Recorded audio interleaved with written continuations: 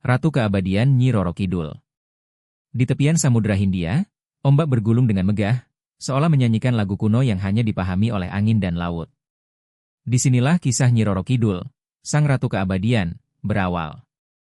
Legenda ini bukan sekadar cerita, melainkan warisan yang hidup di hati masyarakat pesisir selatan Jawa, mengalir sepanjang waktu seperti air yang tak pernah berhenti. Dahulu kala, di kerajaan Pajajaran, hiduplah seorang putri bernama Dewi Kadita. Kecantikannya bagaikan sinar bulan purnama, memikat siapa saja yang memandangnya. Rambutnya hitam panjang, mengalir seperti air terjun, dan matanya menyimpan rahasia alam. Namun, kecantikan ini menjadi kutukan ketika intrik istana mulai mengelilinginya. Ibu tiri Dewi Kadita, yang iri pada keanggunan putri itu, meracik sihir jahat bersama seorang dukun. Mereka ingin menyingkirkan Dewi Kadita dari tahta. Malam itu, badai mengamuk di istana, dan kulit putri yang mulus mulai dipenuhi luka aneh. Wajahnya yang elok berubah, dan rakyat yang dulu memujanya kini memandangnya dengan ketakutan. Diusir dari istana, Dewi Kadita mengembara tanpa tujuan. Kakinya membawanya ke pantai selatan, tempat ombak menyapa dengan nada kelabu. Di tepi laut, ia menangis, menyerahkan nasibnya kepada kehendak alam. Dalam keputusasaan, ia melompat ke dalam pelukan ombak, berharap laut akan mengakhiri penderitaannya. Namun, laut tidak menelannya. Dewa-dewa samudra, tersentuh oleh keberanian dan kesucian hatinya, memilih untuk mengangkatnya. Di dasar laut, cahaya hijau zamrud menyelimutinya, mengubahnya menjadi Nyi Roro Kidul, penguasa roh-roh laut selatan.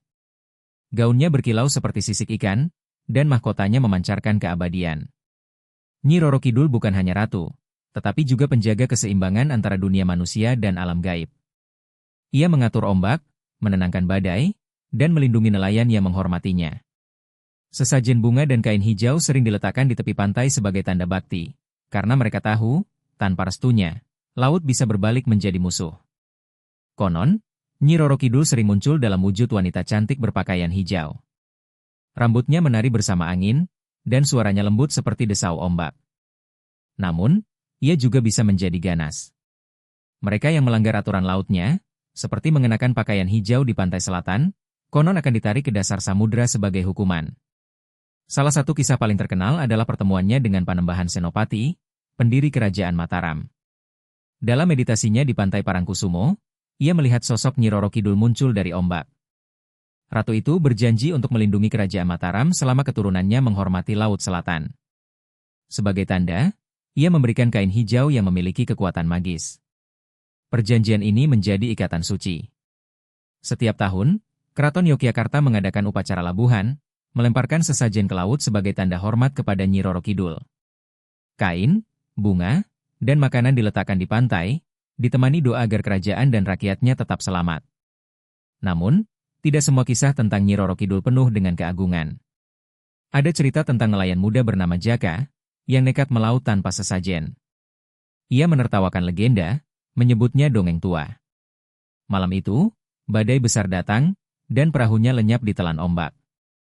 Pagi harinya, hanya serpihan kayu yang ditemukan di pantai. Sejak itu, rakyat pesisir semakin taat. Mereka percaya bahwa Nyi Roro Kidul selalu mengawasi, tak pernah tidur.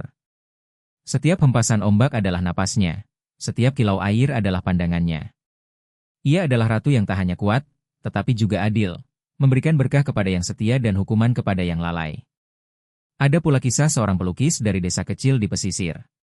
Ia terobsesi menggambar Nyi Roro Kidul, meski semua memperingatkannya. Suatu malam, ia bermimpi bertemu ratu itu, yang memintanya menghentikan lukisan itu. Pelukis itu tak mendengar, dan keesokan harinya, lukisannya terbakar tanpa sebab, meninggalkan bau air laut di udara. Misteri Nyi Roro Kidul juga terjalin dengan pantai Parangtritis, tempat yang diyakini sebagai gerbang kerajaannya. Banyak yang mengaku melihat sosoknya di sana, terutama saat senja, ketika langit berwarna jingga dan laut tampak berkilau.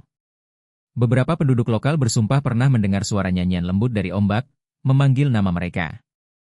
Namun, Nyi Roro Kidul bukan hanya tentang ketakutan. Ia juga simbol harapan. Bagi para nelayan, ia adalah pelindung yang memastikan mereka pulang dengan selamat. Bagi para petani di pesisir, ia adalah dewi yang membawa hujan untuk sawah mereka. Ia adalah ibu, sekaligus ratu, yang merangkul rakyatnya dengan cinta dan kuasa. Kisah Nyi Roro Kidul juga mengajarkan tentang keseimbangan. Manusia harus menghormati alam, karena laut bukan sekadar air, tetapi rumah bagi roh-roh yang jauh lebih tua dari peradaban. Melanggar aturan laut sama saja dengan menantang nasib, sebuah pelajaran yang terus diwariskan dari generasi ke generasi. Hingga kini, di setiap sudut pantai selatan, legenda Nyi Roro Kidul tetap hidup. Anak-anak mendengar ceritanya dari orang tua mereka, dan para tetua menceritakan kisah-kisah tentang pertemuan dengan ratu itu. Setiap batu karang, setiap ombak, seolah menyimpan rahasianya. Di malam yang sunyi, ketika bulan purnama bersinar di atas laut, beberapa orang mengaku melihat bayangan hijau di cakrawala. Apakah itu hanya ilusi? Atau benar-benar Nyi Roro Kidul yang sedang menari bersama ombak? Tak ada yang tahu pasti, tetapi kehadirannya terasa di setiap detik. Nyi Roro Kidul adalah lebih dari sekadar legenda. Ia adalah simbol keabadian, pengingat bahwa alam memiliki kekuatan yang tak bisa dilawan.